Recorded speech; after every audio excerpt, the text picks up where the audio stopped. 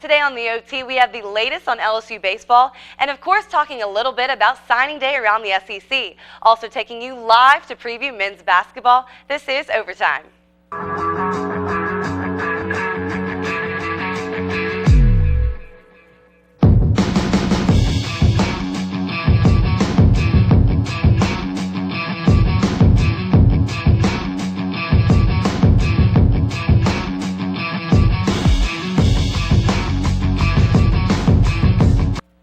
Hello and welcome to the OT, a brand new show for Tiger TV Sports Showtime. I'm Taylor Halsey, and for the next 15 minutes, we will take an in-depth look into the lives of your favorite Tigers and pros. And signing day has officially ended, and LSU snapped up the 7th best recruiting class in the country. One player expected to do huge things for LSU is Tre'Davious White, the #1 recruit from the state of Louisiana. White is projected to play cornerback for LSU, and other big players adding their names to the Tigers roster are possible outside linebacker Kendall Beckwith, 5-star prospect Frank Herron, a surprise grab with Deshaun Bauer, and Kevin Spears, rounding it out as the 27th commit. Spears will be the 3rd wide receiver in the class. But moving right along, the LSU men's basketball team takes on the Vanderbilt Commodores tonight. Let's send it to the PMAC, where Alex Cheney is live to preview tonight's matchup.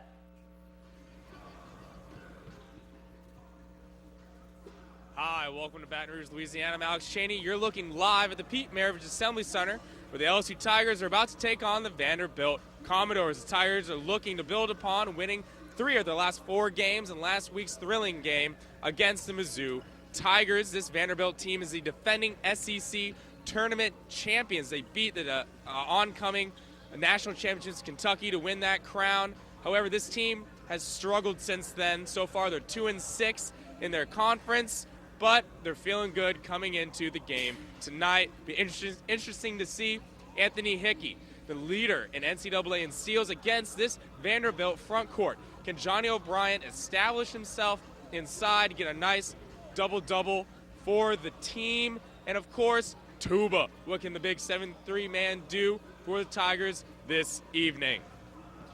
Well, it's looking to be a great game, 7 p.m. at the PMAC. Come out. It'll be a great game. Thank you, Alex. Entering this season, the LSU men's basketball team found itself lacking in size when center Justin Hamilton declared for the NBA draft. But as Sports Showtime director Patrick Clay explains, where they found their starting center may surprise you. From the brass section to the basketball court, senior center Andrew Del Piero came a long way to land a spot on the LSU men's basketball team. It didn't really sink in until the workouts started. You know, I didn't really realize what I was getting myself into. A lot of sweat. It was tough. It was really exciting. Del Piero, once a lanky 7'3" tuba player for the Golden Band from Tigerland, remembers when he first believed he had a chance to make the team. I think some people I was playing with at the rec at the time sort of put the idea in my head that I should try and walk onto the team. After learning he landed a walk-on spot with the Tigers, Del Piero remembered what his father told him as they toured LSU's campus nearly 6 years ago. We sort of were just joking about how funny it would be if I could end up walking onto the team and, you know, sitting on the bench. And, you know, so when that ended up happening, he sort of reminded me about the conversation we had when I was here my sophomore year in high school, and how it was crazy that it was kind of coming to be reality. But the center's rise through the program wasn't finished just yet. In 2012, head coach Johnny Jones made Del Piero a scholarship athlete. As a Texas native who faced out-of-state tuition his entire college career, this came as a blessing for the Del Piero family. They were really happy about that. You know, my mom got to quit her retail job, so I was happy about that. She's, you know, getting kind of old to be standing around on her feet all day, so that was actually a lot of motivation for me to keep working hard too, is to help take that load off their backs. From tuba player to walk-on to scholarship athlete to starting center, Andrew Del Piero's unlikely ascension through the ranks of the LSU men's basketball team made him a fan favorite, and he's made quite the impression on the program as well. The guys around him and how they treat him and the respect that they have for him now, you can see that. Andrew is just, you know, in an amazing mood right now. Can't really describe it for him, but he's playing well. He's going to continue to get minutes. You know, he's one of us now.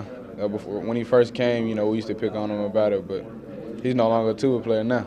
And with just a few months left in his eventful playing career at LSU, Del Piero said his team has just one thing in mind. We had a rough start, and we've always known that once we hit our stride, we could really be capable of doing some great things. So that's what we're focusing on right now. Patrick Clay, Tiger TV Sports.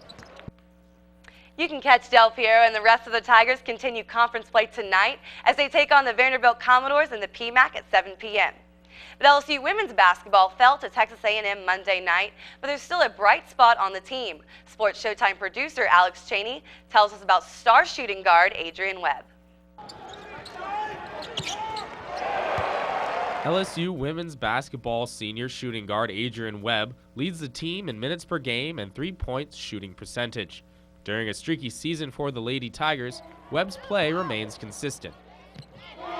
I tried to carry over my intensity that I picked up after the Arkansas game. I started, gradually put this team on my back and, take more responsibility for creating for my teammates and also creating for myself.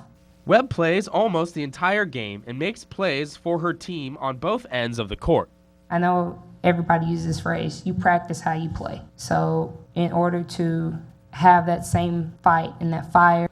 LSU head women's basketball coach Nikki Caldwell notices the fire that Adrian Webb brings to the game.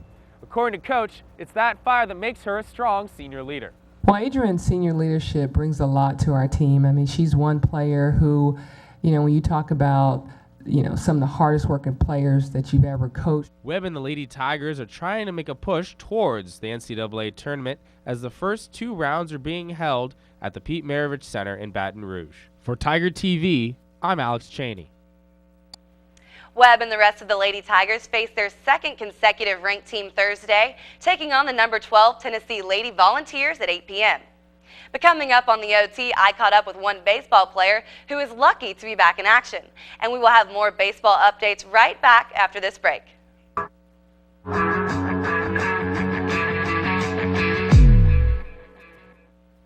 Welcome back to Sports Showtime. LSU baseball is gearing up to defend their SEC championship from last season. ESPN and USA Today cast LSU in the number 3 spot in the coaches poll, trailing just behind Arkansas and UCLA. Returning pitcher Aaron Nola is slated to be the number 1 starter, followed by Ryan Eads. However, many new faces will be seen in important positions. Freshman Alex Bregman will fill the open shortstop spot, and JUCO recruit from La Puente, California, Christian Ibarra, is projected to be the third base starter. LSU opens the 2013 season at 7 p.m. on Friday, February 15th versus Maryland in Alex Box Stadium. But baseball injuries happen all of the time, but when one player fractured his neck, many wondered whether he would ever recover. Last season, Chris Chambra attempted a diving catch that ended his freshman year and almost his career as an athlete altogether. He suffered 2 non-displaced fractures in the C1 vertebrae in his neck after colliding with the base of the outfield wall. His body went heels over head before finally crumpling to the ground. It was pretty tough, to see him go down, but we kind of played for him the rest of the season. They were more worried than I was. I was the ones trying to calm them down and tell them that everything would be all right. Chris Chambra wore a neck brace for 4 months and was unable to participate in summer ball. But during fall practices, Chambra showed Coach Maneri he was ready to take the field once again. He had a long way to go to get himself back into baseball playing shape again. But it was amazing that when we started fall practice, he was in mid-season form right from the get-go. Part of that rehab was getting over the fear of facing another tough ball. Any human being would be natural thing to be a little hesitant the next time you had to chase a ball to the wall. He hasn't wavered one bit.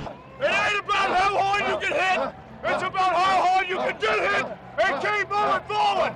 How much you can take and keep moving forward. Oh! Well, my expectations for myself are just to be out there and whether it be in the starting lineup every day or a situational guy, just to go and help this team get back to Omaha. For Tiger TV, I'm Taylor Halsey. Chris Chambra has made a 100% recovery and is ready to play again this season for the Tigers.